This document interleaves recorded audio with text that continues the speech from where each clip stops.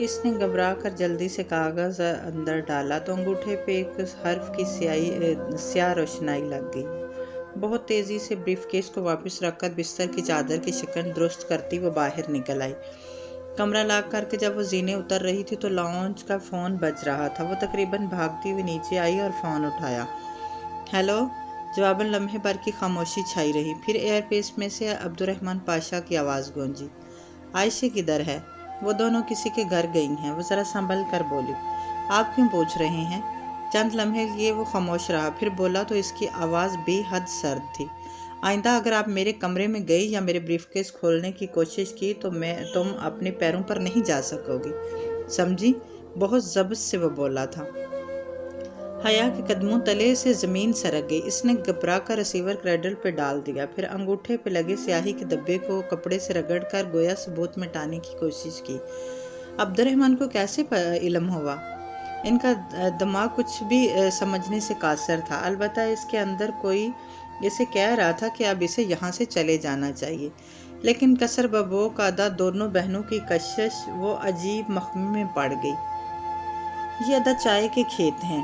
اگلے روز عائشہ نے اسے اپنی ایک عزیزہ کبریٰ خانم کا لہلہاتا کھیت دکھاتے ہوئے بتایا۔ ادا چائے کیا ہوتی ہے؟ اس نے پودے کے ترکی نام کا مطلب پوچھا۔ ادا یعنی جزیرہ اور چائے یعنی ٹی۔ اوہ اچھا، ہم بھی ٹی کو چائے ہی کہتے ہیں۔ وہ دھیرے سے ہنس پڑی۔ کبریٰ خانم ایک معمر خاتون تھی۔ ان کی فصل تیار تھی مگر ان کے پاس کوئی ہیلپر نہیں تھا جو ان کے ساتھ فصل چنتا۔ سو عائشہ کے کہنے پر حیا نے لکڑیاں کاٹنے کی بجائے کبریٰ خانم کے ساتھ ادا چائے کے پتے چننے شروع کر دیے۔ چمکتے سورج اور ٹھنڈی ہوا کے امتزاج میں کام کرنا مشقت طلب تھا، مگر وہ اس فطرت کے قریب ماحول میں خوش تھی۔ کبریٰ خانم سے وہ چھوٹی چھوٹی باتیں پوچھتی رہی تھی، اور جو باتیں وہ عبدالرحمن پاشا کے بارے میں کار جاتی وہ انہیں ذہن میں محفوظ کرتی جاتی۔ اسے ہوٹل گرینڈ کے معاملات میں دلچسپی ہونے لگی تھی۔ وہ اب تنہا کہیں آتی جاتی نہیں تھی، ورنہ کئی دفعہ اس کا جی ہوٹل گرینڈ کا چکر لگانے کو چاہا تھا۔ واپس جانے کا ارادہ اس نے فی الحال ملتوی کر دیا تھا۔ اس کی چھٹی حس کہتی تھی کہ ببوقدہ میں کچھ ہے، کچھ ایسا جو اسے اگر معلوم ہو گیا تو اس کے پاس ایک قیمتی ہتھیار آ جائے گا جو مستقبل میں اس کے کام آ سکتا ہے۔ اس شام وہ تینوں ساحل کنارے چٹائی پر بیٹھی۔ عائشہ کو آج 2 سیپ ملے تھے، سو وہ انہیں کھول رہی تھی۔ حیا اب بڑے سیپ نہیں چنتی تھی، بلکہ بادام کے سائز کی سیپیوں کے خالی خول ریت سے اٹھا کر اب وہ ان کے ہی ڈیر کو لیے وہ ایک مالا پرو رہی تھی۔ ساتھ ہی بہاریں اپنے پزل باکس کے سلائڈز کو اوپر نیچے کر رہی تھی۔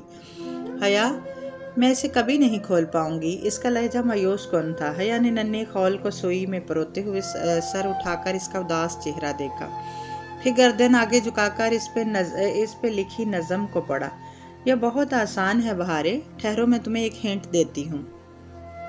اس نے دوبارہ سے وہ نظم پڑھی، پھر سمجھ کر بولی، یہ ایک سفید چھوٹی سی آنکھ ہے جو چاندنی کے صندوق میں بند ہوتی ہے، اور وہ صندوق نمکین گہرائی میں رکھا ہوتا ہے۔ بہاریں، وہ کون سی گہرائی ہے جو نمکین ہوتی ہے؟ بہاریں جو اداس نظروں سے پزل باکس کو دیکھ رہی تھی ایک دم چونکی۔ مرمرہ، سمندر، نمکین پانی۔ عائشہ نے مسکرا کر اس کو دیکھتے ہوئے چھرا اپنے سیب کے ایک طرف رکھ دیا۔ ہاں تو بہاریں، وہ کیا چیز ہے جو پانی کے اندر ایک صندوق میں ریت کے ذرے سے بنتی ہے؟ حیا، وہ مٹی کے ذرے سے بنتا ہے، اور اس کا صندوق جب قتل کیا جاتا تو ایک چھرا کھوم کر قتل۔ وہ جوش سے بربط جملے بولتی عائشہ کو دیکھ رہی تھی، جو ایک چاندنی سے چمکتے سیب میں چھرا چلا رہی تھی۔ سیب کا خول چٹکا۔ عائشہ نے کتاب کی طرح اسے کھولا۔ اندر دم توڑتے جانور پہ ایک سفید موتی جگمگا رہا تھا۔ موتی، پرل، پورے 5 حروف۔ بہاریں خوشی سے چلائی، اور پھر جلدی ڈبے کے کوٹ بار کی سلائڈ اوپر نیچے کرنے لگی۔ وہ اب اس پہ پرل لکھ رہی تھی۔ حیا اور عائشہ بے اختیار اپنا کام چھوڑ کر آگے ہو کر اسے دیکھنے لگی۔ جیسے ہی بہاریں آخری حرف ایل سامنے لائی، کلک کی آواز کے ساتھ اس کے ساتھ باکس کے سلائڈ سے دروازہ باہر پر کھلا۔ حیا کی توقع کے برعکس وہ باکس اوپر ڈھکن کی بجائے سلائڈ کی درز سے کھلتا تھا۔ دراز میں سیاہ مخملی کپڑا بچھا تھا اور اس پہ ایک نازک سا نیکلس رکھا تھا، اور دراصل نیکلس پلاٹینم کی زنجیر تھی جس پر ہر 2 کڑیاں چھوڑ کر ننھے ہیرے لٹک رہے تھے۔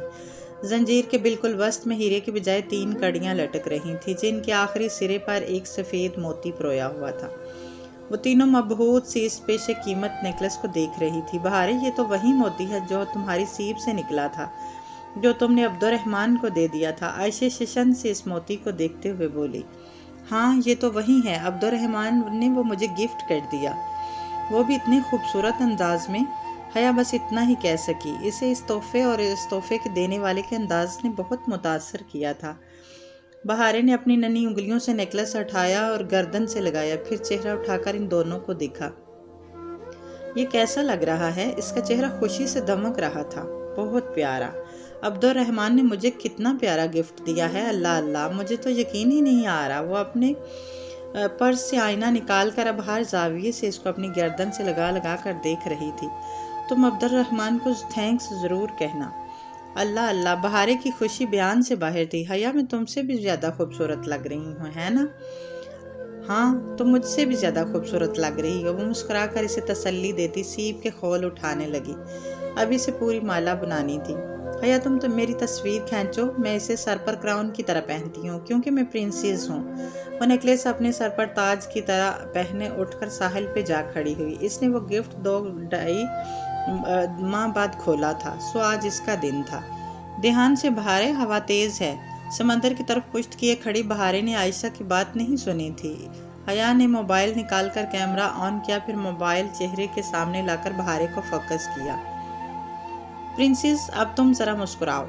बहारे बड़े मासूम अंदाज में मुस्कुरा दी। इसे बेख्तियार बबादा के बाजार में सड़क के वस्त में खड़ी बहारे याद आ गई, जिसके गिर्द सियाहों का जमघटा लगा हुआ था। रेड कारपेट शो फिर से शुरू हो गया था। इसी लम्हे हवा का एक तेज झोंका आया और साथ पानी भी। इससे पहले कि इनमें से किसी की कुछ भी समझ में आता, बहारे के सर से नेकलेस उड़ता हुआ पानी में जा गिरा। वो बौखला कर पलटी और फिर इसकी चीखें हर सू बुलंद हुई। हया तेजी से उठी, गोद में रखी लड़ी गिर गई, सीपों के खोल बिखर गए। वो भाग कर पानी में आई। बहारें चीखें मारती हुई पानी में हाथ मारती अपना नेकलेस तलाश कर रही थी। जो लहर इसका नेकलेस छीन कर ले गई थी, वो वापस जा रही थी। हया नंगे पैर भागती हुई लहर के पीछे गई, मगर पानी जीत गया। लहर पलट गई, हार पानी में गुम हो गया। बहारें जोर जोर से रोते हुए चीख रही थी, मेरा नेकलेस हया, मेरा नेकलेस। आयशा पीछे से इसे बाजुओं में लिए पकड़ने की कोशिश कर रही थी, मगर वो किसी बेआब मछली की तरह तड़पते हुए खुद को छुड़ा रही थी। हया, आगे मत जाओ, पानी गहरा है, वो गुम जाएगा। आयशा इसे आवाज़ें दे रही थी, मगर वो सब कुछ बुलाई बबोकदा की शहजादी का ताज ढूंढ रही थी। साहिल की गीली रेत, पानी, समंदर। वो पानी में हाथ मारती पूरी भीग चुकी थी, मगर नेकलेस कहीं नहीं था। इसने थक कर अपने अकब में देखा, जहाँ आयशा पर मुश्किल आंसू रुके तड़पती बिलकती बहारे को पकड़े खड़ी थी। आयशा, मेरा नेकलेस, आयशा, मुझे नेकलेस वापस ला दो। वो फूट फूट कर रोती आयशा के बाजू खुद से हटाने की सही कर रही थी। नेकलेस वहाँ कहीं भी नहीं था। इसे नमकीन गहराई वापस अपने अंदर ले गई थी। बहारे की जिंदगी का पहला वाहिद मोती इससे खो गया था। बहारे, मैंने बहुत ढूंढा, मगर देखो जो अल्लाह की मर्जी। वो वापस आई और बहारे के हाथ थाम कर कहा। बहारे कुछ नहीं सुन रही थी। वो गर्दन इधर उधर मारती चली जा रही थी। मुझे नेकलेस वापस ला दो, कोई मुझे मेरा नेकलेस वापस ला दे। वो अंग्रेजी और फिर तुर्क में एक ही बात दोहराती बिलक बिलक कर रो रही थी। हया के गले में आंसुओं का फंदा पड़ गया। इसे लगा वो खुद भी रो देगी। वो बमुश्किल लब पेंचे जब्त किए हुई थी। पाकर खो देने का दुख वो पहचानती थी। जब इसका जिंजर ब्रेड हाउस टूटा था, जब इस्तकलाल स्ट्रीट के इस शॉप में डीजे सर पकड़कर गिर गई थी। पाकर खो देने से बड़ा कर्ब कोई नहीं होता। इस शाम बमुश्किल बहार को संभालती घर वापस आई थी और अब लिविंग रूम में बड़े सोफे पे बैठी थी, जो कि बहारें दरमियान थी और इसे हया अपने साथ लगाया हुआ था। शाम ढल चुकी थी और खिड़कियों के पार अंधेरा उतर रहा था। आतिशदान में मसनूई लकड़ियां भड़क रही थीं। बहारें इसी तरह रोए जा रही थी। इसके पास आंसुओं का मरमरा था जो ख़त्म नहीं हो रहा था। बहारें, मैं तुम्हें वो नेकलेस ला दूंगी। वो इसे अपने साथ लगाए बहलाने की कोशिश कर रही थी, मगर वो वैसा नहीं होगा। वो नफ़ी में सर हिलाती रोए जा रही थी। बिल्कुल इस जैसा ला दूंगी, प्रॉमिस, मगर वो अब्दुर्रहमान का गिफ्ट नहीं होगा। अब्दुर्रहमान तुम्हें खुद वैसा ही नेकलेस गिफ्ट करेगा, मैं इसे कहूँगी, मगर इसमें मेरा मोती नहीं होगा। आयशा, मम्मी। वो रोते रोते कभी अपनी माँ को याद करती और कभी आयशा को पुकारती। आयशा सर घुटनों पर रखे मगमूम सी बैठी थी। तुम्हारा जब दोबारा मोती निकलेगा तो मैं इसे नेकलेस में परोऊंगी। मगर बहारे इसकी कोई बात नहीं मान रही थी। इसके लिए इस नेकलेस का कुछ भी नेमोल बदल नहीं हो सकता था। हर शय का तबादल नहीं हुआ करता। बहारे अब बस कर दो। जब वो सर पटक पटक कर मजीद बुलंद आवाज़ में रोने लगी तो आयशा ने बरहमी से डांटा, वो कब से तुम्हें मना रही है और तुम हो कि बदतमीज़ी किए जा रही हो। जवाबन बहारे ने गुस्से और पानी से भरी आंखों से आयशा को देखा। तुम मीन हो आयशा, तुम्हें अच्छा नहीं लगता कि अब्दुर्रहमान मुझे गिफ्ट दे। आयशा हक्का बक्का रह गई। मैं ऐसी हूँ, तुम्हें पता है तुम क्या कह रही हो। हाँ तुम मीन हो। वो आगे बढ़कर अपनी छोटी छोटी मुट्ठियों से आयशा के घुटने पे मुक्के मारने लगी। हया ने पीछे से बाजुओं से लेते हुए हटाया। मैंने क्या किया है? आयशा रुहानसी हो गई। तुम लड़ रही थी अब्दुर्रहमान से, इसीलिए वो इंडिया चला गया है। क्योंकि तुम इससे लड़ रही थी। तुमने इसे थप्पड़ भी मारा था और तुमने इससे कहा था कि बहारे गुल से बेतकल्लुफ ना हुआ करे। वो तुम्हारी वजह से यहाँ से चला गया है। मैंने खुद देखा था सुराख से। आयशा का चेहरा एकदम सुर्ख पड़ गया। इसकी आंखों में जैसे बहुत से जख्म उभरे थे। सुनो बहारे, वो आगे बढ़ी और एकदम बेहद जारहाना अंदाज से बहारे के कंधे दबोच कर इसका चेहरा सामने किया। अब्दुर्रहमान हमारा नहीं है और जल्द या बदेर हमें छोड़कर चला जाएगा। तुम गंदी हो, तुम झूठ बोलती हो। मैं झूठ नहीं बोलती, मैं कभी झूठ नहीं बोलती। अब मेरी बात गौर से सुनो। इसने गुस्से से बहारे को झटका दिया। अब्दुर्रहमान मर गया है हमारे लिए। एक झटके से इसने बहारे के कंधे को छोड़ा और तेजी से सीढ़ियां फलांगती ऊपर चली गई। बहारे के आंसू एकदम से रुक गए। वो बिल्कुल साकत व जामिद हो गई थी। लब आपस में पेवस्त किए वो गोया सांस रोके बैठी थी। बहारे, इसने तासुफ से इसे पुकारा। वो एकदम उठी और भागती हुई कमरे में चली गई। हया ने गर्दन मोड़ कर देखा। इनके मुश्तरका बेडरूम का दरवाज़ा खुला था और बहारे बेड पर चिट लेती नजर आ रही थी। इसे छेड़ना नामुनासिब नहीं था, सो आयशा की तलाश में सीढ़ियां चढ़ने लगी। आयशा छत पर थी। वो टेरेस की रेलिंग से टेक लगाए बैठी थी। इसके पीछे खुला स्याह आसमान था और नीचे जदेसी के ऊंचे पोल्स की मदम बत्तियां। अंधेरे में भी वो इसके स्याह स्काफ में दमकते चेहरे पर लड़कते आंसू देख रह सकती थी। इसे बेख्तियार डीजे याद आई जब वो नाराज होकर स्टडी में चली गई थी। आयशा, वो दुखी दिल से कहती इसके साथ आ बैठी और हौले से इसका हाथ थामा। आयशा ने हाथ नहीं छुड़ाया। वो बस अपने घुटनों को देखती बेआवाज रोए गई। आयशा, यूं मत रो, वो बच्ची है, इसने यूं ही कह दी। वो बात मुझे पता है, तुम किसी से नहीं लड़ सकती। बहारे ठीक कह रही थी। मैं वाकई अब्दुर्रहमान से लड़ी थी। मैं सिर्फ इस वक्त जब मैं बहुत परेशान थी। लेकिन वह मेरी वजह से वापस नहीं गया। वो हमारी वजह से कुछ नहीं करता। वो सब कुछ अपनी मर्जी से करता है। लेकिन मैं क्या करती? मुझसे आने की तकलीफ नहीं देखी जाती। क्या हुआ आने को? आयशा ने भीगी निगाहें उठाकर इसके देखा। क्या तुम्हें अब्दुर्रहमान ने बताया कि इसका एक भाई भी है? नहीं, वो बुरी तरह चौंकी। मैं और बहारे अपने वालदैन के साथ अनातोलिया के गांव में रहते थे। 1 साल पहले हमारे वालदैन का एक इंतकाल हो गया तो हमारी सबसे करीबी अजीज़ा यानी हमारी दादी आने हमें इधर ले आई। ये घर आने का अपना नहीं था। ये घर आने के वालिद की मलकियत था, जो बाद में नस्ल दर नस्ल चलता मेरे बाप और फिर मुझ तक आया। आने के दोनों बेटों ने इससे अपना हिस्सा नहीं लिया, सो आने ने कानूनी कार्रवाई के बाद इसे मेरे नाम कर दिया। जब हम यहाँ आए थे तब यहाँ सिर्फ आने और अब्दुर्रहमान रहते थे, मगर जब मुझे याद आया था कि आने का एक और बेटा भी था, तब आने ने बहुत दुख से बताया कि इनका दूसरा बेटा हमारे आने से कबल चंद माह पहले घर छोड़कर चला गया था, क्योंकि अब्दुर्रहमान लाइलम था। मगर आज से 3 माह कबल मुझे किसी ने बताया कि वो अब्दुर्रहमान के ऑफिस में जाते देखा गया है और ये कि वहाँ से किसी झगड़े की आवाज़ आ रही थी। तब मैं अब्दुर्रहमान से बहुत लड़ी थी। वो जानता था कि इसका भाई किधर है, मगर इसने हम सबसे झूठ बोला। आने को भी अभी तक नहीं मालूम कि अब्दुर्रहमान इसके बारे में जानता है। मगर इसका भाई कहाँ गया? यही तो मैंने अब्दुर्रहमान से पूछा था, मगर वो किसी बात का ठीक से जवाब दे तब ना। वो कहता है इसने अपने भाई को नहीं निकाला, वो खुद सब कुछ छोड़ कर गया है। पहले तो इन दोनों की बहुत दोस्ती थी। अब्दुर्रहमान पानी की तरह इस पे पैसा बहाया करता था, फिर एकदम से वो क्यों सब कुछ छोड़ कर चला गया, ये मेरी समझ से बाहर है। आने इसको बहुत याद करती है। मेरी समझ में नहीं आता कि मैं कैसे इनके लिए कुछ करूं। तुमने देखा हुआ है इनके दूसरे बेटे को? जब मैं 11 साल की थी तब आखिरी बार इसे अपने सामने देखा था। पता नहीं वो अब कहाँ होगा। बाज़ लोग कहते हैं कि वो इस्तांबुल में ही है, मगर वो होटल ग्रैंड में अमूमन तासर यही है कि वो यूनान चला गया है। وہاں یہ ہوٹل گرینڈ کی چین میں کام کر رہا ہے، مگر یقین مانو یونان میں ہمارے ہوٹل کی کوئی شاخ نہیں ہے۔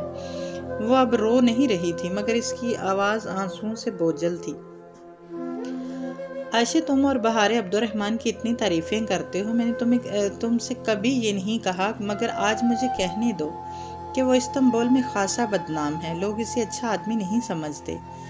میرا دل ان باتوں کو نہیں مانتا، لوگ مجھے بھی آ کر یہ باتیں کہہ دیتے ہیں، مگر میں مانتی ہوں کہ وہ بہت اچھا ہے، میں سچ کہہ رہی ہوں۔ وہ واقعی بہت اچھا ہے، بس اس نے ہمارے ساتھ اچھا نہیں کیا، اس نے ہمارے ساتھ بہت غلط کیا ہے۔ وہ عائشہ کی بات نہیں سن رہی تھی، اس کا دماغ اسی ایک نقطہ پر مشغول ہو گیا تھا، عبد الرحمن پاشا کا ایک گمشدہ بھائی۔ کوئی بھی شخص یوں ہی اتنا بڑا بزنس چھوڑ کر نہیں جاتا، کوئی تو بات تھی، بالآخر اسے عبد الرحمن کی ایک کمزوری مل گئی تھی۔ اب آئے گا اونٹ پہاڑ کے نیچے۔ حیا صبح وہ عائشہ کے زور زور سے چلانے پر ہڑبڑا کے اٹھی تھی۔ کیا ہوا؟ اس نے پریشانی سے عائشہ کو دیکھا، جس کے چہرے پر ہوائیاں اڑ رہی تھی۔ بہارے گھر پر نہیں ہے، وہ کہیں بھی نہیں ہے، ساری میری غلطی ہے، میں نے کل اس سے ڈانٹا تھا۔ عائشہ بس رو دینے کو تھی، وہ ایک جھٹکے سے بستر سے نکلی۔ باہر کھڑے گارڈ نے بتایا کہ اس نے بہارے کو باہر جاتے نہیں دیکھا، وہ پچھلے دروازے سے نکلی ہوگی۔ اس گھر میں ایک پچھلا دروازہ بھی تھا، عبد الرحمن کی عنایت، وہ ہر شے میں بیک ڈور رکھتا تھا۔ عائشہ تلخی سے بڑبڑائی، اس کے ساتھ باہر نکلی۔ عائشہ، مجھے پتا ہے وہ کدھر ہوگی، اسے یقین تھا وہ سمندر پر ہوگی۔ جب وہ اس ویران سمندر پر پہنچی اور انہیں دور سے ہی نظر آ گئی، وہ وہیں اس پر بیٹھی تھی جہاں وہ تینوں کل چٹائی ڈالے بیٹھی تھی۔ اس کے گھنگریالے بال ہوا سے اڑ رہے تھے اور خالی خالی نگاہوں سے سمندر کو دیکھ رہی تھی۔ اس کے ایک ہاتھ میں سیپ اور دوسرے میں چھرا تھا۔ بہارے، عائشہ بمشکل اپنے آنسو روکتی ہوئی بھاگتی ہوئی بہارے کے گلے لگ گئی۔ تم ایسے کیوں آ گئی؟ میں اتنی پریشان ہو گئی تھی۔ بہارے نے ویران سے نگاہوں اٹھا کر اسے دیکھا، پھر ہاتھ میں پکڑی سیپ عائشہ کے سامنے کی۔ عائشہ، میرا سیپ پھر خالی نکلا۔ اس نے بہت دکھ سے سیپ کھول کر دکھائی۔ تم میرے سارے موتی لے لینا، میں نہیں اب بازار میں بیچوں گی۔ تم حیا کے 3 موتی بھی لے لینا جو اس کے کزن نے دیے تھے، مگر اب تم رو نہیں۔ نہیں عائشہ، بہارے نے نفی میں سر ہلایا، میرا موتی کھو گیا ہے، وہ اب کبھی مجھے واپس نہیں ملے گا۔ حیا بہارے کے سامنے 2 زانوں بیٹھی اور اس کے گیلے ہاتھ تھام کر اس کی آنکھوں میں دیکھ کر کہنے لگی، چیزیں وقتی ہوتی ہیں، ٹوٹ جاتی ہیں، بکھر جاتی ہیں، رویے دائمی ہوتے ہیں، صدیوں کے لیے اپنا اثر چھوڑ جاتے ہیں۔ انسان کو کوئی چیز نہیں ہرا سکتی جب تک کہ وہ خود ہار نہ مان لے، اور آج تم نے ایک کھوئے ہوئے موتی سے ہار مان لی۔ بہارے نے دھیرے سے نفی میں سر ہلایا، وہ جیسے کچھ کہہ نہیں پا رہی تھی۔ اپنے دکھ میں دوسروں کا دل دکھاتے بہارے، میں تمہیں بالکل ویسا ہی نیکلس لا دوں گی، پرومس۔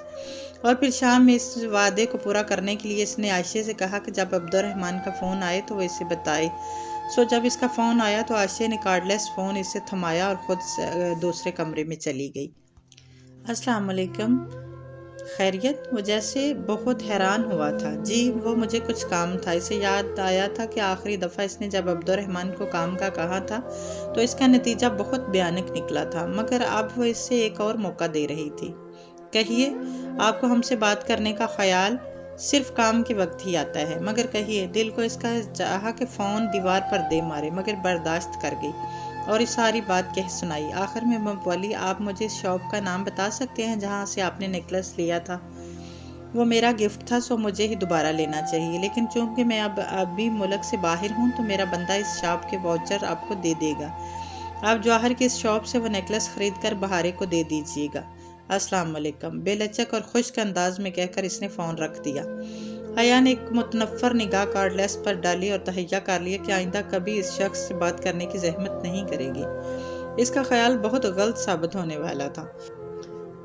ہوٹل گرینڈ کا ملازم اگلی صبح واؤچر لے آیا، مگر تب جب وہ تینوں استنبول جانے کے لیے تیار کھڑی تھی۔ عائشہ کو بینک میں کوئی کام تھا، سو وہ اور بہارے اس کے ہمراہ چل رہی تھی۔ حیا نے واؤچر لے کر کمرے میں رکھے، مگر فیری کے لیے روانہ ہوتے وقت وہ انہیں اٹھانا بھول گئی۔ استنبول آ کر وہ جواہر نہیں گئی۔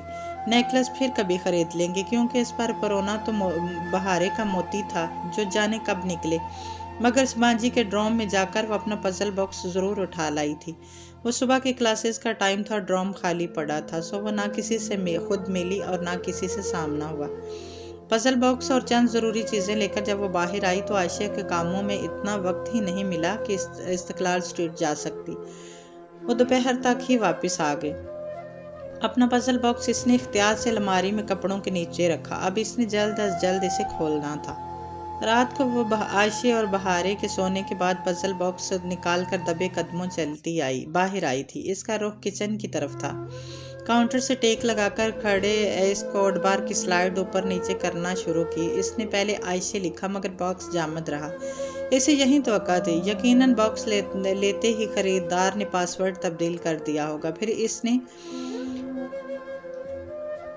यंजन लिखा जो आग को तुर्की में कहते थे। बॉक्स जो का तू रहा। इसे यही उम्मीद थी। अब इसे वो करना था जिसकी तरफ हर अकलेतस का कौल इशारा करता है। आग, असली वाली आग। इसने माचिस उठाई, तीली सुलगाकर बॉक्स के करीब लाई मगर आंच लकड़ी को स्याह करने लगी और शोला तीली को दिखाकर इसकी उंगली तक पहुंचने लगा। इसने झंझला कर तीली फेंकी।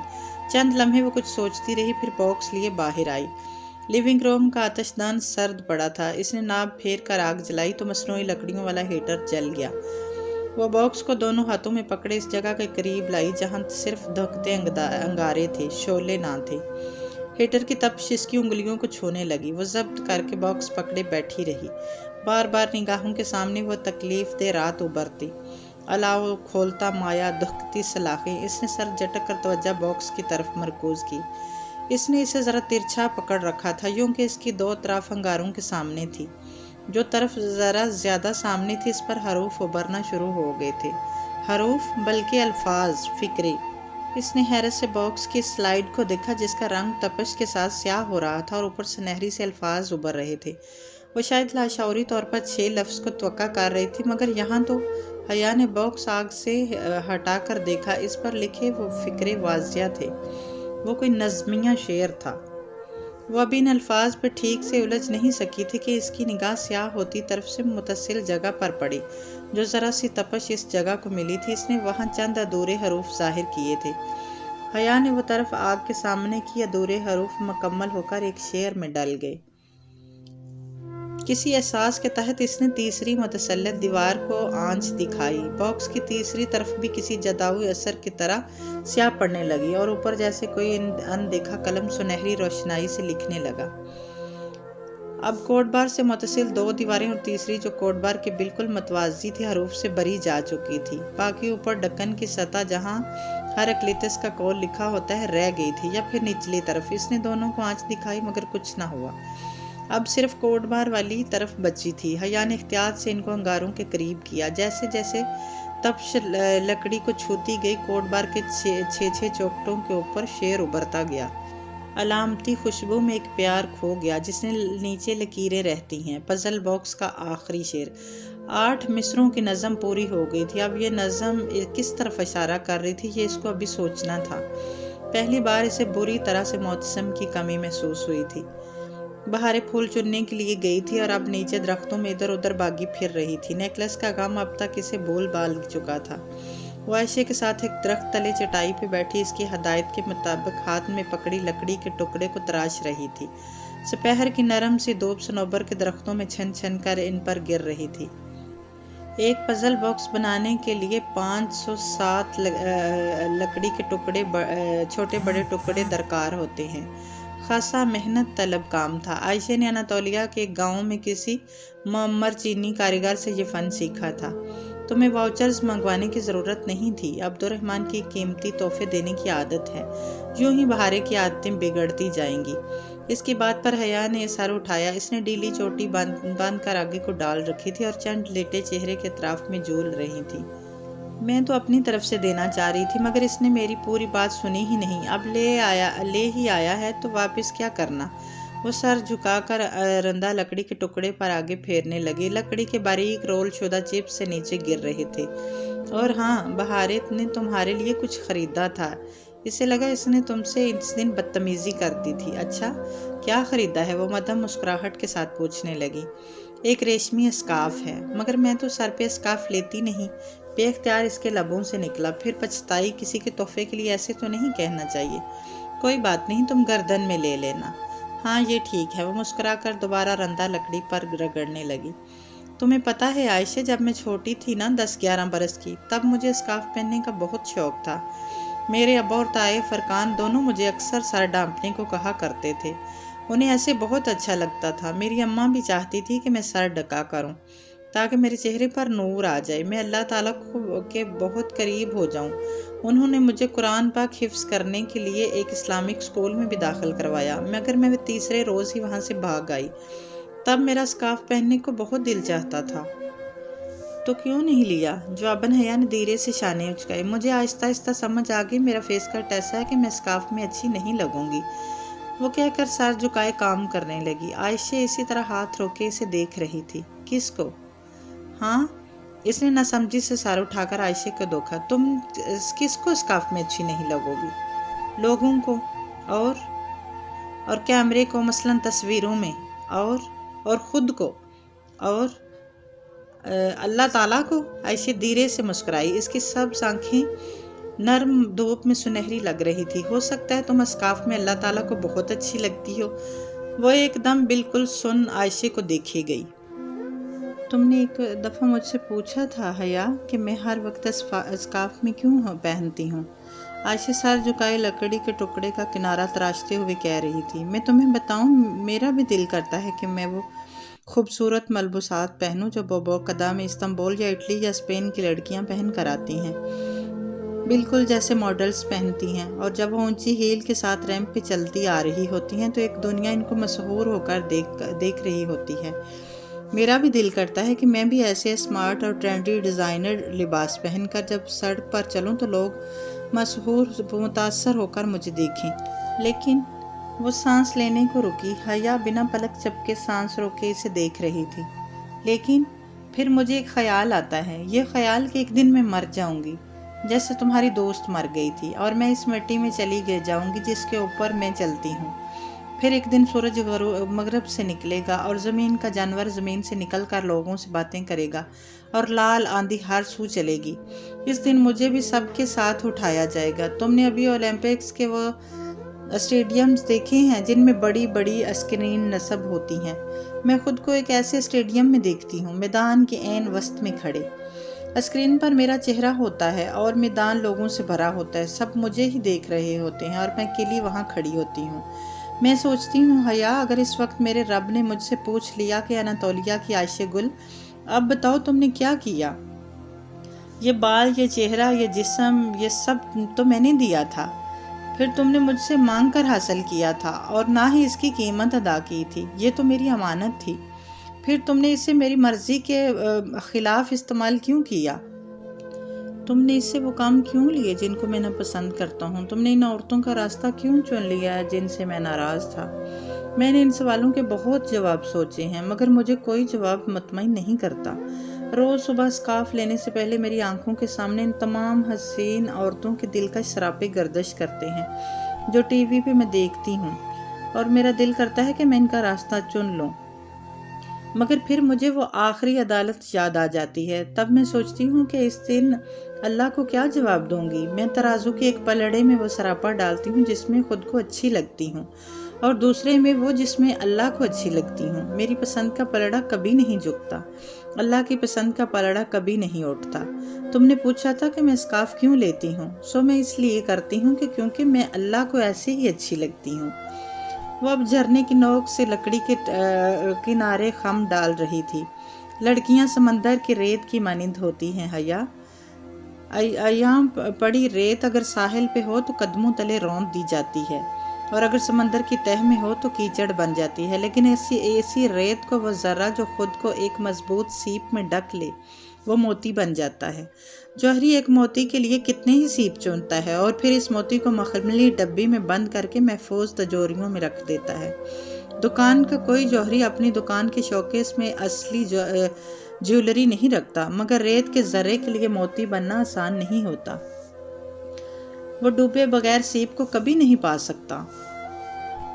حیا اب اسے نہیں دیکھ رہی تھی، وہ سر جھکائے ریگمار لکڑی کے ٹکڑے پہ رگڑ رہی تھی۔ لکڑی کی گھنگریالی پتریاں اتر کر نیچے گر رہی تھی۔ اس کے اندر بھی کچھ ایسا ہی چٹخ رہا تھا، کیا وہ سمجھ نہیں پا رہی تھی، اور کبھی کبھی اسے لگتا وہ کبھی نہیں سمجھ سکے گی۔ کبرا بہلول کے گھر اس کے کھیت میں کام کرتے اور ادا چائے کے پتے چنتے، اس کی مرغابیوں کو دانہ ڈالتے، وہ اب ان سے چھوٹے چھوٹے بظاہر بے زر سوال کثرت سے پوچھنے لگی تھی۔ وہ عائشہ کے بتائے گئے دو کو کبرا کے بہلول 2 جمع کر کے دیکھتی تو جواب 4 کی بجائے 400 نکلتا۔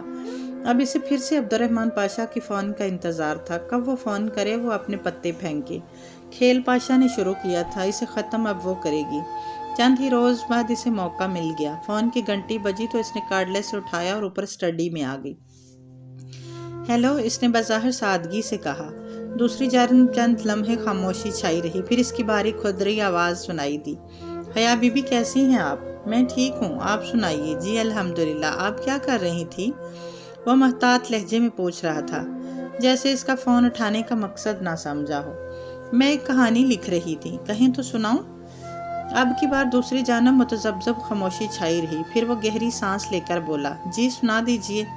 3 سال پہلے ایک ہی بات ہے، انڈیا کا ایک عام سا اسمگلر اپنی ماں اور بائی کے پاس ببوک ادا آتا ہے۔ اس کا بائی ادا اس میں بہت کامیاب ہوٹل چلا رہا ہوتا ہے۔ نوارت بائی اس کے ساتھ ہوٹل کے کاموں میں دلچسپی لینا شروع کر دیتا ہے۔ بظاہر اسے اپنے بائی کا بہت خیال ہے، مگر آہستہ آہستہ وہ ہوٹل پر قبضہ کرنے لگتا ہے۔ وہ اپنے بائی کے تعلقات استعمال کر کے اپنے تعلقات وسیع کرتا ہے، مافیا کے ساتھ روابط بڑھاتا ہے اور تو اور اس کی ایک عالمی دہشت گرد تنظیم سے بھی روابط ہیں۔ پھر آج سے ٹھیک 2 سال پہلے وہ اپنے بھائی کو کچھ یوں ہراساں کرتا ہے کہ ایک روز بیچارہ بھائی چپ چاپ ہوٹل چھوڑ کر چلا جاتا ہے۔ لوگوں کو یہ بتایا جاتا ہے کہ وہ یونان میں ہے، لیکن وہ در حقیقت کہاں ہے یہ اس بڑے بھائی سے بہتر کوئی نہیں جانتا، اور اس سے باز پرس کرنے والا بھی کوئی نہیں، سوائے ایک بوڑھی عورت اور 2 معصوم لڑکیوں کے۔ یوں عام سا اسمگلر استنبول کے بارسوخ ترین افراد میں شامل ہو جاتا ہے۔ اب بتائیے کیسی لگی میری کہانی؟ کہتی ہیں تو پبلشنگ کے لیے دے دوں؟ اس نے معصوم سوال پوچھا۔ میں اس ساری بکواس کا کیا مطلب لوں؟ یہیں کہ میرے بارے میں ذرا احتیاط سے کام لیجیے، ورنہ پیر کے نیچے دباؤ تو چونٹی بھی کاٹ لیتی ہے۔ بہت احسان فراموش لڑکی ہو، تمہیں بھول گیا کہ اس رات تمہیں اس بحری جہاز سے نیم مردہ حالت میں کون ادھر لایا تھا؟ لمحے بھر کو وہ بالکل چپ رہ گئی۔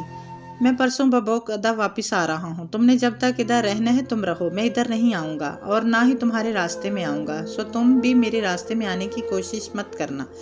دھمکی امیز لہجے میں بات کا آغاز اس نے وہیں ہاتھ رکھا تھا جہاں سب سے زیادہ درد ہوتا ہے۔ میں نے کیا کرنا ہے اور کیا نہیں، اس کا فیصلہ آپ نہیں میں کروں گی، اس نے محفوظ سے انداز میں کہہ کر فون رکھ دیا۔ میجر احمد کا شکریہ، جس نے اسے ایک دوسری نہج پر سوچنا سکھایا تھا۔ اور کیا قربان کر سکتی ہو تم؟ اپنا فیصلہ گھٹانے کے لیے رات سونے سے قبل یہ آخری بات تھی جو عائشہ نے اس سے پوچھی تھی۔ اس نے نیند میں ڈوبی آنکھیں کھول کر سوالیہ نگاہوں سے عائشہ کو دیکھا۔ بولی، کچھ نہیں، میں بتاؤں؟ تم اپنی نیند قربان کرنا سیکھ لو۔ وہ کہہ کر لیٹ گئی۔ حیا نے بوجھل آنکھیں بند کر لیں۔ صبح فجر کی اذان کے ساتھ ہی بہاریں اس کا کندھا جھنجھوڑ کر اسے اٹھا رہی تھی۔ اٹھ جاؤ، عائشہ نے کہا ہے، آج سے تم بھی ہمارے ساتھ قرآن پڑھنے جاؤ گی۔ میں؟ اس نے کسل مندی سے آنکھیں ذرا کھولی۔ مجھے نیند آ رہی ہے۔ نہیں، اب تو تمہیں جانا ہی پڑے گا، یہ ٹارچر تم بھی سہو نا، میں اکیلی کیوں برداشت کروں؟ اب اٹھ جاؤ، دم کٹی لومڑی۔ دوسرے کے دم پھندے میں پھنستے دیکھ کر بہت خوشی اچھلتی کودتی تیار ہو رہی ہوتی وہ۔ حیا بدوقت تمام کمبل اتار اٹھی۔ اسے اور ڈی جے کو صبح خیزی کی عادت تو تھی، مگر ان کی صبح فجر قضاء کے بعد ہوتی تھی اور پھر بھاگم بھاگ کیمپس کی تیاری۔ اس نے اپنا لیموں کے رنگ کا زرد فراق پہنا جو ایک دفعہ جہان کے گھر پہن کر گئی تھی، اور گیلے بال کھلے چھوڑ کر سنگار میز کے سامنے آ کھڑی ہوئی۔ اب اس نے پرفیوم کی شیشی اٹھائی ہی تھی کہ بہاریں عقب سے زور سے چیخی، یہ کیا کر رہی ہو؟ کیا؟ وہ اس کے اچانک چلانے پر ڈر کر پلٹی۔ تم باہر جانے سے پہلے پرفیوم لگا رہی ہو؟ بہاریں نے بے یقینی سے پوری آنکھیں کھول کر اسے دیکھا۔ ہاں، کیا ہوا؟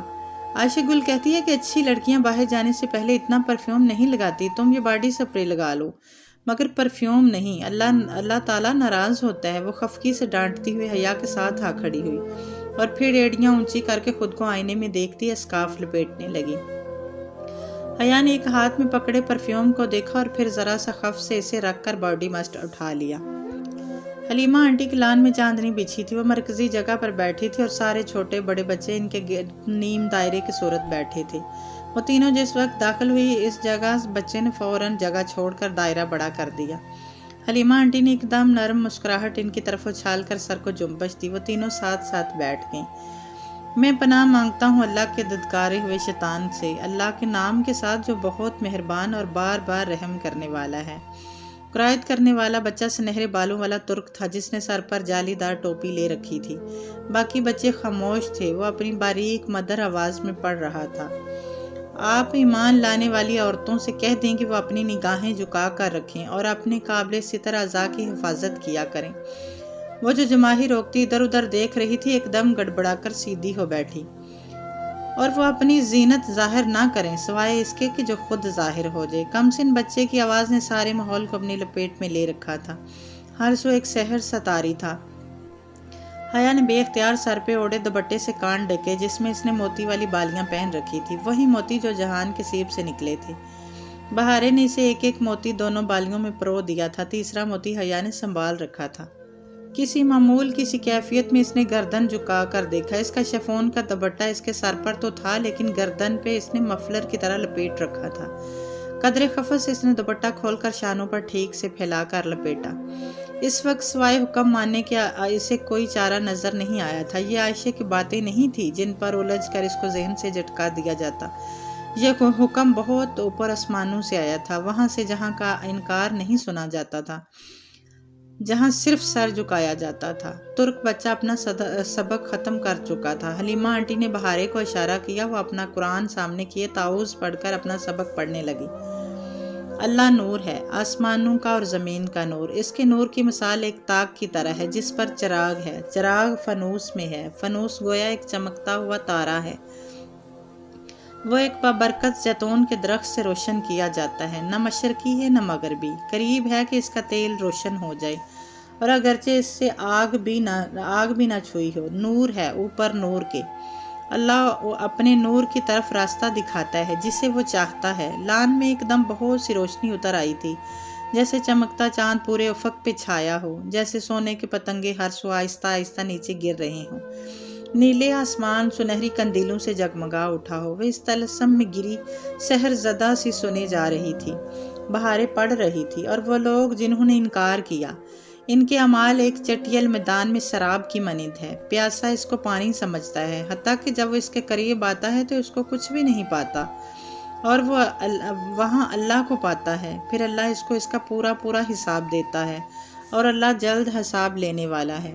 نیلا آسمان ان دیکھی مشلوں سے روشن تھا۔ چاندی کی مشلیں وہاں روشن نہیں تھی، مگر وہاں روشنی تھی، نور تھا اوپر نور کے، یا ان کی مثال سمندر کے گہرے اندھیروں کی مانند ہے۔ پھر اسے ایک لہر ڈانپ لیتی ہے، اس کے اوپر ایک اور لہر، اس کے اوپر بادل، ان میں بعض کے اوپر بعض اندھیرے، اتنا اندھیرا کہ جب وہ شخص ہاتھ نکالتا ہے تو اسے بھی نہیں دیکھ پاتا، اور جس کا نہیں بنایا اللہ نے کوئی نور، تو نہیں ہے اس کے لیے کوئی نور۔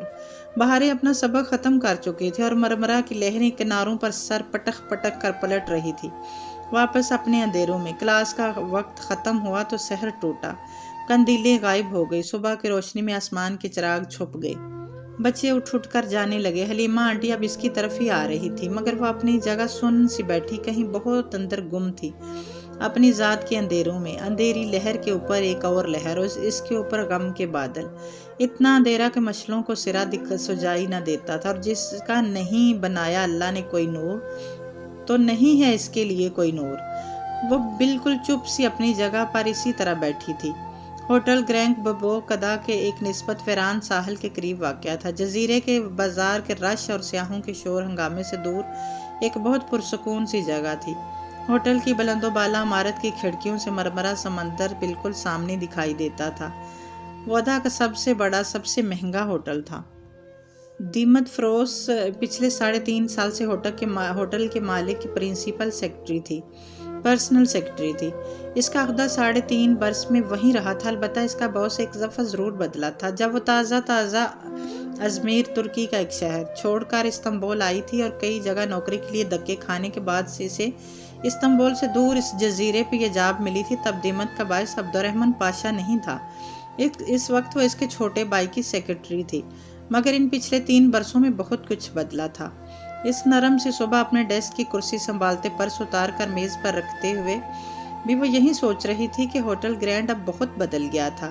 اس کا پچھلا باس بہت خوش خلق اور سادہ آدمی تھا، ایسا آدمی جس میں کوئی بناوٹ نہیں ہوتی ہو۔ وہ ہوٹل کا مالک ہونے کے باوجود اکثر نیچے ریسٹورنٹ کے کچن میں کام کرتا پایا جاتا تھا۔ اس کے عام سے حلیے کو دیکھ کر کوئی یہ نہیں کہہ سکتا تھا کہ یہ شخص ببوقدا کے رئیسوں میں سے ہے۔ پھر وقت بدلتا گیا۔ دیمت عبد الرحمن پاشا کو پہلے کبھی کبھار اور پھر اکثر ہوٹل میں اپنے بھائی کے ساتھ آتے دیکھتی، یہاں تک کہ آہستہ آہستہ ہوٹل کا کنٹرول اور وہ آفس عبد الرحمن کی دسترک میں چلا گیا۔ عبد الرحمن پاشا نے کیسے سب کچھ اپنے قابو میں کیا کوئی جوں بھی نہ کر سکا، اور اس کا بھائی کہاں چلا گیا وہ کبھی نہیں جان سکتی تھی۔ وہ اس کی سیکرٹری ہو کر بھی اپنے اس کے درمیان فاصلے کم نہیں پاٹ سکتی تھی۔ اسے عبد الرحمن پاشا کے سوائے چھوٹے موٹے دفتری کاموں کے علاوہ کچھ بھی کرنے کو نہیں دیا جاتا تھا۔ کبھی کبھی دیمت کو شک گزرتا کہ ARP نے اپنی کوئی اور سیکرٹری بھی رکھی ہوئی ہوگی جو اس کے معمولات سے باخبر ہوگی، ورنہ اس کے پاور آفس میں کیا ہوتا ہے وہ اس سے قطعاً بے خبر تھی۔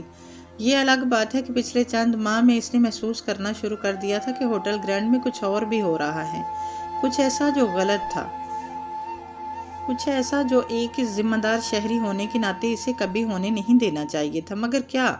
وہ سمجھنے سے قاصر تھی اور کھوج لگانے کی ہمت اس میں نہیں تھی۔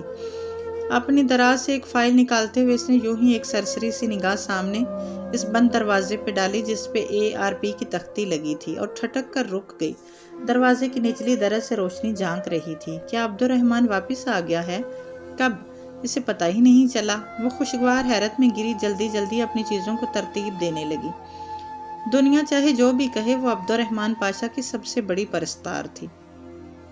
اس نے زندگی میں کبھی اتنا سحر انگیز اور شاندار آدمی نہیں دیکھا تھا۔ بات ہینڈسم ہونے یا نہ ہونے کی نہیں تھی، بات اس وقار اور مقناطیسیت کی تھی جو اس آدمی کی شخصیت کا خاصہ تھی۔ اسی لمحے انٹرکام کی گھنٹی بجی۔ اس نے جلدی سے فون اٹھایا۔ یس سر۔ دیمت برنگ می اے کافی، اپنے بھاری اور باروب انداز میں کہہ کر اس نے فون رکھ دیا تھا۔ وہ اپنا سارا کام چھوڑ کر نہایت مستعدی سے کافی تیار کرنے لگی۔ اس کا باس 3 ماہ بعد انڈیا سے لوٹا تھا۔ وہ بہت خوش تھی۔ کافی کی ٹرے اٹھائے اس نے دروازہ ذرا سا بجا کر کھولا۔ عبد الرحمن پاشا کا آفس نہایت شاندار اور پرتعیش انداز میں آراستہ کیا گیا تھا۔ اپنی شیشے کی چمکتی سطح والی میز کے پیچھے ریوالونگ چیئر پہ ٹیک لگا کر بیٹھا، کھڑکی سے باہر پرسوچ نگاہوں سے دیکھتے ہوئے سگریٹ لبوں میں دبائے ہوئے تھا۔ ہلکی ہلکی بڑی شیو میں پہلے سے زیادہ پروکار لگ رہا تھا۔ دنیا کو وہ اچھا لگے یا برا، دیمت کو اس جیسا کوئی نہیں لگتا تھا۔ اس نے کافی میز پر رکھی۔ السلام علیکم سر اینڈ ویلکم بیک، وہ مسکرا کر اپنے باس کا خوش آمدید کہہ رہی تھی۔ تھینکس۔ عبد الرحمن نے ایک سرسری نگاہ اس پر ڈالی اور پھر آگے ہوتے ہوئے سگریٹ انگلیوں میں پکڑ کر ایشٹرے میں جھٹکا۔ وہاں راکھ کے بہت سے ٹکڑے پہ ایک اور ٹکڑا آن گرا۔ پاشا کے متعلق ایک بات وہ جانتی تھی، وہ اتنی بے تحاشا اسموکنگ شدید پریشانی اور فکر کے عالم میں کرتا تھا۔ سر آپ کچھ اور لیں گے؟ وہ مؤدب کھڑی پوچھ رہی تھی۔ میرے کوٹ پہ داغ لگ گیا ہے، اسے صاف کر لاؤ۔ اس نے میز کی دوسری جانب رکھی کرسی کے کندھوں پہ ڈالے کوٹ کی جانب اشارہ کیا۔ خود وہ ٹائی کی نٹ ڈھیلی کیے شرٹ کے کف کھولے بیٹھا تھا۔ اس کا لباس بھی اس کی شخصیت کی طرح ہوتا تھا، نفیس اور شاندار۔ جی سر۔ دیمت نے احتیاط سے کوٹ اٹھایا اور باہر نکل گئی۔ تقریباً 15 منٹ بعد جب وہ سیاہی کا ڈبہ صاف کر کے لائی تو پاشا کا آفس سگریٹوں کے دھوئیں سے بھرا پڑا تھا۔ اس کی کافی جوں کی توں رکھی تھی، البتہ ٹرے میں راکھ کے ٹکڑے اور بڑھ چکے تھے۔ سر سب ٹھیک تو ہے نا؟ کیا میں آپ کی کوئی مدد کر سکتی ہوں؟ اس نے صرف پیشہ ورانہ تکلف میں نہیں بلکہ تفکر کے باعث پوچھا۔ اسے معلوم تھا کہ وہ جواباً اسے نو تھینکس کہہ کر واپس جانے کو کہے گا۔ وہ اپنے معاملات کسی سے شیئر نہیں کرتا۔ بیٹھو۔ اس نے کرسی کی طرف اشارہ کیا۔ اس کے ہاتھ میں 2 سونے کی قیمتی انگوٹھیاں تھیں جو وہ ہمیشہ پہنے رکھتا تھا۔ دیمت حیرت چھپاتی بیٹھ گئی۔ دیمت، وہ سگریٹ کے کش لیتا کھڑکی کے باہر ٹھاٹھے مارتے سمندر کو دیکھتے ہوئے بولا تو اس کا لہجہ بلچک اور سرد تھا۔ کسی غیر ملکی کو ترکی سے بھیجنا ہو تو کیا کرنا چاہیے؟ اتنی سی بات۔ سر کوئی غیر ملکی اگر ترکی میں رہ رہا ہو تو یقیناً کسی وجہ سے رہ رہا ہوتا ہے۔ اسے جس چیز کی کشش ترکی میں نظر آ رہی ہو اس چیز کو ختم کر دینا چاہیے، اور اگر وہ کشش کسی انسان کی ہو، مثلاً ہسبینڈ کی، تو تب اس کشش کو ختم کرنا چاہیے۔ اور وہ کیسے؟ عبدالرحمن نے ذرا مسکرا کر اسے محسوس انداز میں دیکھا۔ سر، کوئی عورت اپنے شوہر کو تب تک چھوڑتی ہے جب اسے یہ لگتا ہے کہ اس کے شوہر نے اسے دھوکہ دیا ہے۔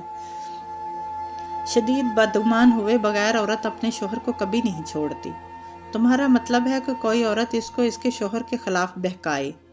اس نے ناگواری سے سر جھٹکا۔ وہ کیوں کسی کی بات پہ یقین کرے گی؟ جی سر، وہ کسی دوسرے کی بات پہ یقین نہیں کرے گی، وہ صرف اپنے شوہر کی بات پہ یقین کرے گی۔ اور کوئی شوہر اپنے دھوکے یا اپنی بدعمالیوں کی داستان اپنے منہ سے اپنی بیوی کو کیوں سنائے گا؟ میں نے یہ نہیں کہا کہ یہ سب اپنی بیوی کو کہے۔ اب کہ دیمت ذرا معنی خیز انداز میں مسکرائی تھی، وہ یہ سب کسی اور سے کہے گا، اور اگر ٹائمنگ صحیح رکھی جائے تو اس کی بیوی اس کے علم میں لائے بغیر اس کی باتیں سن لے۔ ایک معصوم سا اتفاق۔ بات ختم کر کے دیمت نے ذرا سے شانے اچکائے۔ عبدالرحمن کی آنکھوں میں ایک چمک دار آئی۔ اس نے سگریٹ کا ٹکڑا ایشٹرے میں پھینکا اور ذرا آگے ہو کر بیٹھا۔ مگر دیمت، کوئی آدمی کسی دوسرے کے بھی سامنے اپنے کسی بد عمل کا ذکر کیوں کرے گا؟ میں نے کہا نا سر، ٹائمنگ صحیح رکھی جائے تو سب ٹھیک رہے گا۔ وہ آدمی اپنے بد عمل کی داستان نہیں سنائے گا۔ وہ عمل کوئی بھی ہو سکتا ہے۔ بعض کام ایسے ہوتے ہیں جو کسی کو ہیرو بنا دیتے ہیں، لیکن اگر سیاق و سباق کے بغیر پیش کیے جائیں تو وہ ہیرو کو ویلن بنا دیتے ہیں۔ عبدالرحمن پاشا کی مسکراہٹ گیڑی ہوتی گئی۔ اس کے چہرے پر چھائی فکر غائب ہو رہی تھی۔ دیمت، جو کام میں پچھلے 5 مہینوں میں نہیں کر سکا وہ تم نے 5 منٹ میں کر دکھایا۔ تھینک یو سو مچ۔ وہ دفعتاً اس کا بہت ممنون تھا۔ دیمت کا دل خوشی سے بھر گیا۔ وہ بہت مسرت سے اٹھی تھی، وہ کہ اندر سے وہ جانتی تھی کہ عبدالرحمن کسی بیوی کو اس کے شوہر سے بدظن کرنے کی کوشش کر رہا ہے، اور وہ یہ بھی جانتی تھی کہ یہ غلط کام تھا۔ مگر عبدالرحمن کا تشکر ہر شے پہ چھانے لگا۔ تمہارا شوہر کیسا ہے؟ ابھی تک وینٹ پہ ہے؟ جی سر، کرسی سے اٹھتے ہوئے اس نے مغموم انداز میں بتایا۔ ایک حادثے کے بعد اس کا شوہر کچھ عرصہ سے وینٹیلیٹر پہ تھا، اور یہ پورا ہوٹل گرینڈ جانتا تھا۔ ایڈوانس سیلری چاہیے تو بتا دینا۔ تھینک یو سر، وہ پورے دل سے مسکرائی۔ عبدالرحمن پاشا اسے لالچ دے رہا تھا، یہ اس کے مشورے کا انعام تھا۔ وہ بہت فرحت سے واپس جانے کے لیے مڑی تھی۔ تمہارا ہیئر سٹائل اچھا ہے دیمت۔ عبدالرحمن نے اس کے عقب میں اسے پکارا تھا۔ اس کے قدم زنجیر ہو گئی۔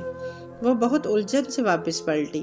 عبدالرحمن اب ایک فائل اٹھا کر اس کی ورق گردانی کر رہا تھا۔ وہ بظاہر اس کی طرف متوجہ نہ تھا، مگر اس نے یہ بات کیوں کہی؟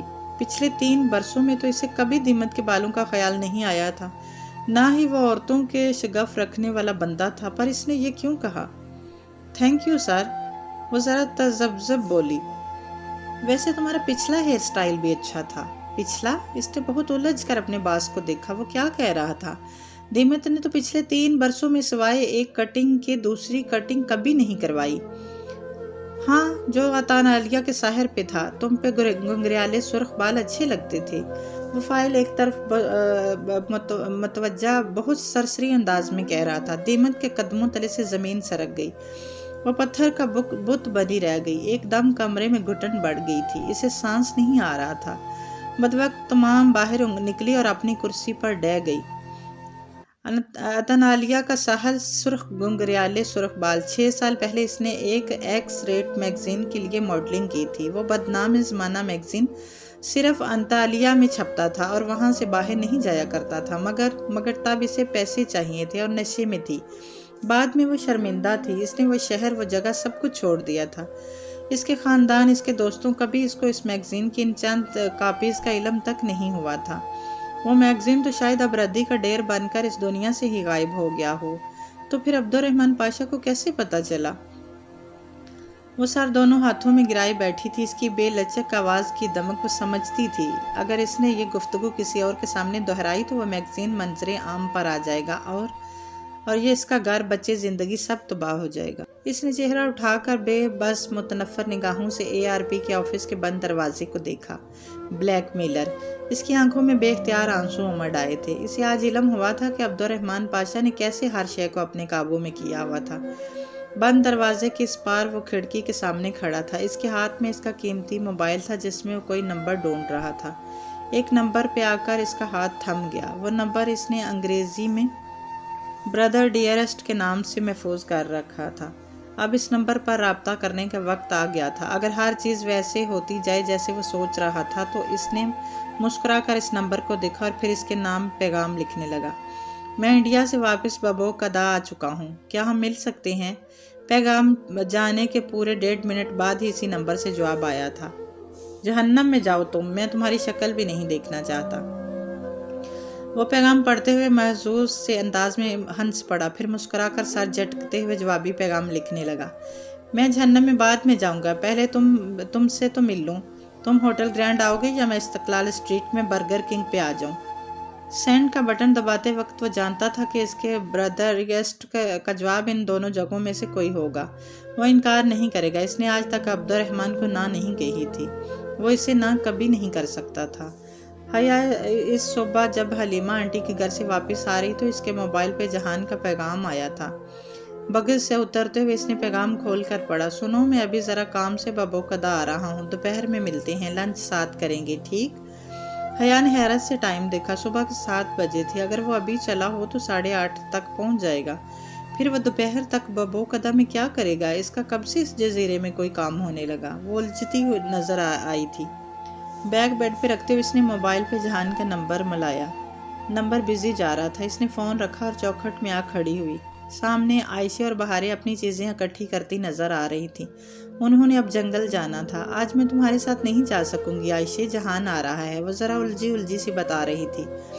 شیور، عائشہ نے سمجھ کر سر ہلایا اور تھیلا لیے باہر چلی گئی۔ پھر 8 بجے کے قریب وہ سنگار میز کے سامنے آ کھڑی ہوئی۔ جہان آ رہا تھا، اسے ڈھنگ سے تیار ہو جانا چاہیے۔ اس نے ہلکے ہلکے نم بالوں میں برش پھیرا، پھر ایک دراز سے وہ تھیلی نکالی جس میں اس کا تیسرا موتی رکھا ہوا تھا۔ بہارے کی سلور چین میں اس نے وہ موتی ویسے ہی پرویا جیسے دونوں بہنیں پرویا کرتی تھی، اور چین گردن سے لگا کر دونوں ہاتھوں پیچھے لے جا کر ہک بند کیا۔ تنگ زنجیر گردن سے چپک گئی تھی اور درمیان میں اٹکا موتی مزید چمکنے لگا تھا۔ اب اس نے پھر سے جہان کا نمبر ملایا، گھنٹی جا رہی تھی۔ ہیلو جہان، وہ بولا تو پیچھے بازار کا مخصوص شور تھا۔ جہان، تم پہنچ گئے؟ ہاں، میں تم سے دوپہر میں ملتا ہوں۔ تو تم دوپہر تک کیا کرو گے ادھر؟ میں وہ ذرا رکا اور ایک دوست سے ملنے آیا تھا، ابھی اس کے پاس جا رہا ہوں۔ کون سا دوست؟ اچنبھے سے پوچھتے ہوئے اسے احساس ہوا کہ جہان نے سوائے علی کرامت اور اس کی ماں کے کبھی اپنے دوستوں کا ذکر نہیں کیا تھا۔ کیا اس کا کوئی دوست نہیں تھا یا وہ اپنے دوستوں کا ذکر مستور رکھتا تھا؟ ہے کوئی؟ تم نہیں جانتی؟ اچھا، میں فارغ ہو کر کال کرتا ہوں۔ وہ عجلت میں لگ رہا تھا۔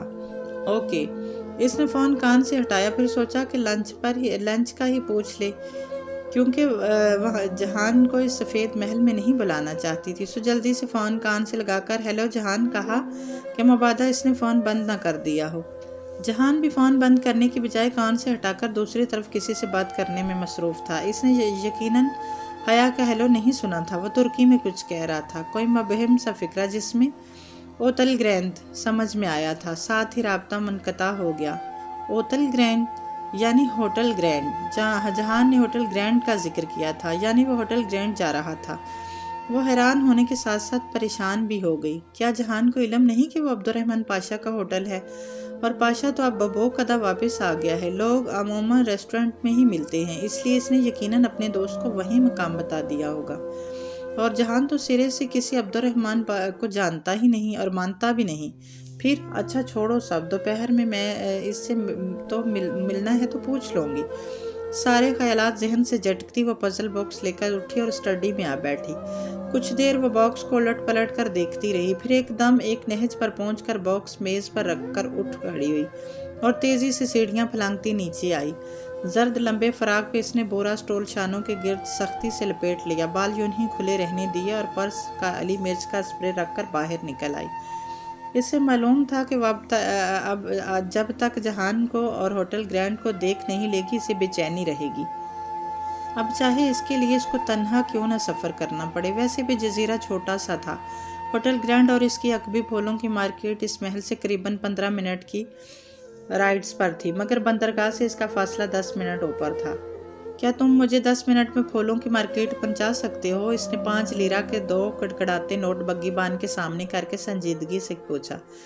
بگی بان نے ایک نظر نوٹوں کو دیکھا اور دوسری نظر اس پہ ڈالی۔ تمام۔ اوکے۔ اگلے ہی لمحے اس کی بگی کے دونوں گھوڑے پتھریلی سڑک پر دوڑ رہے تھے۔ وہ ایک لمبی سیدھی سڑک تھی جو دور درختوں کے گری ہے۔ اس کے آخری سرے پہ ہوٹل گرینڈ کی بلند و بالا عمارت کھڑی تھی۔ عمارت کے پیچھے ساحل تھا، وہ یہاں سے نظر نہیں آتا تھا۔ عمارت پوری کالونی میں ممتاز دکھتی تھی کیونکہ آس پاس چھوٹے موٹے کیفے تھے یا پھر پھولوں کی دکانیں۔ پھولوں کی مارکیٹ یہاں سے شروع ہو کر ہوٹل کے عقب میں پچھلی گلی تک پھیلی ہوئی تھی۔ وہ پھولوں کے ایک اسٹال پر جا کھڑی ہوئی اور یوں ہی بے توجہی سے پھول اٹھا اٹھا کر دیکھنے لگی۔ بے چین نگاہیں بار بار اٹھ کر ہوٹل کے دروازے کا طواف کرتی۔ پتہ نہیں جہان نے آنا بھی تھا یا اس نے یوں ہی اس ہوٹل کا تذکرہ کیا تھا۔ تب ہی گلی کے سرے پہ ایک بگی رکتی دکھائی دی۔ اس میں نیچے اترنے والا بلا شبہ جہان ہی تھا۔ اس نے سر پہ سرخ کیپ لے رکھی تھی اور اب وہ والٹ سے پیسے نکال کر بگی بان کو دے رہا تھا۔ حیا جلدی سے ایک اونچے شیف کے پیچھے جا کھڑی ہوئی جس پہ گملے رکھے ہوئے تھے۔ گملوں اور پھولوں کی جھکی ٹہنیوں کے درمیانی درزوں سے اسے وہ منظر نظر آ رہا تھا۔ پیسے دے کر وہ آگے بڑھ گیا۔ اب وہ ہوٹل کی مخالف سمت میں سر جھکائے جیبوں میں ہاتھ ڈالے چلتا جا رہا تھا۔ اس کا رخ ہوٹل کی عقبی گلی کی جانب تھا۔ بیچارہ آیا ہوگا کسی دوست سے ملنے، وہ کیوں اس کے پیچھے پڑ گئی ہے؟ وہ کیوں اس کا تعاقب کر رہی ہے؟ اس نے جھنجھلا کر خود کو کوسا۔ جہان کے آس پاس سڑک پہ بہت سے لوگ دوسری سمت آ جا رہے تھے۔ وہ بھی اس ریلے کے پیچھے چل دی۔ اب جہان کو پکارنا بے وقوفی کے سوا کچھ نہ تھا۔ بس وہ کہیں کسی کیفے میں چلا جائے تو وہ واپس چلی جائے گی۔ گلی کے دوراہے پہ پھولوں کا ایک بڑا سا اسٹال تھا۔ وہ اس کے سامنے آ کھڑی ہوئی۔ وہ ایک فرولر میگزین اٹھا کر اپنے چہرے کے سامنے کر لیا۔ میگزین کی طرف سے اسے گلی کا عقبی حصہ نظر آ رہا تھا جہاں دو آخری سرے پر ہوٹل گرینڈ کی پشت تھی۔ وہاں ایک چھوٹا سا پرائیویٹ پارکنگ لاٹ بنا تھا اور مستعد گارڈز پہرا دے رہے تھے۔ یقیناً وہ ہوٹل کے مالکان کے لیے تھا اور وہاں پر کوئی پرائیویٹ لفٹ بھی ہوگی جو ہوٹل کے اعلیٰ عہدیداروں کو ڈائریکٹ اپنے فلور تک پہنچا دیتی ہوگی۔ اس نے میگزین کو کور کا کنارہ ذرا سا موڑ کر دیکھا۔ جہان اس طرف سر جھکائے چلتا ہوا سامنے جا رہا تھا، ہوٹل گرینڈ کی عقبی طرف۔ سیلز مین اب اس سے کیا چاہیے پوچھ رہا تھا۔ ٹیولپس، سبز رنگ کا ٹیولپس مل سکتا ہے؟ اس نے ارد گرد ٹیولپس کے پھولوں کو دیکھتے ہوئے وہ رنگ پوچھا جو استنبول کیا قرہ ارض میں بھی کہیں نہیں ملتا تھا اس کے خیال میں۔ سبز رنگ کا ٹیولپس؟ دکاندار ذرا حیران ہوا، پھر بولا مل جائے گا۔ اتنے زیادہ کیوں ہوتے ہیں ٹیولپس استنبول میں؟ جہاں دیکھو ٹیولپس ہی نظر آتے ہیں۔ اس نے جلدی سے دوسرا سوال جاڑا۔ کن اکھیوں سے اسے جہان اب پارکنگ لاٹ تک پہنچتا نظر آ رہا تھا۔ وہاں رک کر اس نے والٹ نکال کر گارڈ کو کچھ دکھایا، شاید اپنا آئی ڈی کارڈ۔ نفی میں سر ہلا کر جواباً کہہ رہا تھا، ٹیولپس تو استنبول کا سمبل ہیں۔ کیا آپ نے ٹیولپ فیسٹیول کے بارے میں؟ دکاندار جوش و خروش سے اسے فیسٹیول کے بارے میں بتانے لگا جس میں اسے قطعاً کوئی دلچسپی نہ تھی۔ وہ بظاہر سر ہلا کر سنتی، گاہے بگاہے ایک نگاہ ہوٹل کے عقبی پارکنگ لاٹ پہ ڈال لیتی جہاں وہ ابھی تک کھڑا گارڈ سے کچھ کہہ رہا تھا۔ جب تک وہ واپس پلٹا، حیا اسٹول پہ بیٹھ کر میگزین چہرے کے سامنے کیے پھولوں میں کیموفلیج ہوئی بیٹھی تھی۔ اب بس جہان چلا جائے تو وہ بھی خاموشی سے نکل جائے گی۔ کسی نے نرمی سے میگزین اس کے ہاتھ سے کھینچا۔ اس نے چونک کر دیکھا۔ جب اپنا چہرہ چھپانے کے لیے میگزین اس کے سامنے کرتے ہیں تو اس کو الٹا نہیں پکڑتے۔ عین اس کے سر پر کھڑے جہان سکندر نے نرمی سی مسکراہٹ کے ساتھ کہہ کر میگزین سیدھا کر کے اسے تھمایا۔ اگر زمین میں گڑ جانے سے زیادہ مبالغہ امیز محاورہ ہوتا تو وہ اس وقت حیا سلمان پہ صادق اترتا۔ وہ قدرے بکھلا کر کھڑی ہوئی۔ اوہ تم ادھر کیا کر رہے ہو؟ جواباً جہان نے مسکراہٹ دبائے سوالیہ ابرو اٹھائی۔ نہیں بلکہ میں یہاں کیا کر رہی ہوں؟ وہ ذرا خفت سے مسکرائی۔ میں ایک کام سے آیا تھا تو تم شاید میرے پیچھے، وہ مسکرا کر بولا مگر اس کا چہرہ ذرا ستا ہوا لگ رہا تھا۔ نہیں تمہارے پیچھے کیوں؟ میں بھی ایک کام سے آئی تھی، وہ ذرا سنبھل کر مسکرا کر بولی۔ البتہ دل ابھی تک دک دک کر رہا تھا۔ واقعی؟ ہاں، میں اس علاقے پہ ایک رپورٹ لکھ رہی ہوں، حالانکہ ایک جرنلسٹ دوست کے لیے۔ بہت دلچسپ ہے۔ جہان نے جواباً نگاہیں جھکا کر اس کے خالی ہاتھوں کو دیکھا۔ اور تم کاغذ قلم کے بغیر رپورٹ لکھتی ہو؟ یہ نوٹ بک کہاں گئی؟ اوہ یہ رکھی ہے۔ اس نے بہت اطمینان سے اسٹال کے ایک طرف دکان کے کاؤنٹر پہ رکھی نوٹ بک اٹھائی، اسے سینے سے لگا کر بازو لپیٹتے ہوئے مسکرا کر جہان کو دیکھا۔ جہان نے گردن موڑ کر دکاندار کو دیکھا۔ دکاندار نے ایک میز قلم سے اٹھا کر حیا کی طرف بڑھایا۔ یہ آپ کا قلم؟ کیا میرے انٹرویو کے ساتھ میری تصویر بھی چھپے گی؟ ترک دکاندار نے بہت سادگی سے پوچھا تھا۔ کوشش کروں گی، اس نے مسکراہٹ دباتے ہوئے سر ہلایا۔ जहान शानी उचकाकर पलट गया तो इसने एक ममनून निगाह दुकानदार पर डाली जो जवाबन मुस्कुरा रहा था। वो जल्दी से जहान के पीछे लपकी। मिल लिए दोस्त से? नहीं, बाद में मिलूंगा। सलमान मामू परसों इस्तांबुल आ रहे हैं, तुम्हें पता है? वो दोनों साथ साथ जजीरे के एक गली में चल रहे थे जब जहान ने बताया। मालूम है, इसलिए मैं आज तुम्हारे साथ चली जाऊंगी। इसने अभी अभी का तरतीब दिया हुआ प्रोग्राम बताया। अब्बा ने जब अपने कारोबारी ट्रिप का जिक्र किया था तो इसने इस्तांबुल वापस जाने का तहैया कर लिया था। अब जहान के आने से आसानी हो गई थी, इससे ज़्यादा छुट्टियां वो अफोर्ड नहीं कर सकती थी। ईसा की पहाड़ी किस तरफ थी? जब सड़क ख़त्म हो गई और पहाड़ी रास्ते पर चढ़ने लगे तो जहान एक जगह रुक गया और मुतज़ब्ज़र अंदाज में दो मुखालिफ सिमतों में जाने वाली पहाड़ी रास्तों को देखा। ये कैसे हो गया कि जहान सिकंदर को अपने तुर्की के रास्ते बोल गई? वो जताकर मुस्कुराती एक सम्मत ऊपर चढ़ने लगी।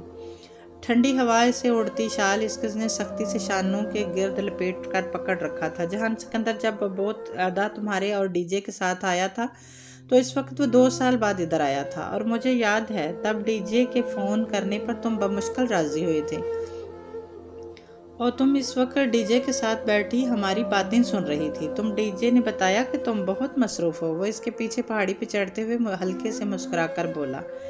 इसने बाद में बताया था। वो मुड़ी नहीं, मगर इसे हैरत हुई थी कि जहान को इतनी पुरानी बात इतनी जज़ियात से याद थी। ईसा की पहाड़ी की चोटी पे वो यूं ही छोटी छोटी बातें करते पहुंच गए थे। पहाड़ी की चोटी किसी सब्ज़ लान की तरह चपटी और घास से ढकी थी। वहाँ फासले फासले पर बहुत ऊंचे दरख्त थे, यूं जैसे किसी यूनिवर्सिटी कैंपस का लान हो। दूर दूर तक टोलियों में लोग बैठे थे। एक तरफ एक चौकीदार ब्लॉक की मनित लकड़ी की अजीम शान कदीम इमारत थी। वो एक खस्ता हाल कदीमी यतीम खाना जिसको देखने लोग दूर दूर से ईसा की पहाड़ी पे आते थे। वो दोनों एक दरख्त तले आ बैठे। हया ने तने से टेक लगा ली, जबकि जहान इसके करीब ही कोहनी के बल घास पे नीम दराज हो गया। इसे बेख्तियार तोपकैपी की अकबी बरामदे का मंजर याद आया जब वो दोनों इसी तरह बैठे थे। लम्हे जजीरे की हवाओं से फिसलते लकड़ी की कदीम इमारत पर गिर रहे थे, गोया बारिश के अनदेखे कतरे हों। इमारत के करीब चंद लड़के घास से हटकर एक अलाव के गिर्द बैठे बातें कर रहे थे। अलाव से आग की लिपटें उठ उठकर फजा में गुम हो रही थी। जहान, कभी तुमने अपनी जिल्द पर जलने का जख्म महसूस किया है? वह दूर इस अलाव को देखती पूछ रही थी।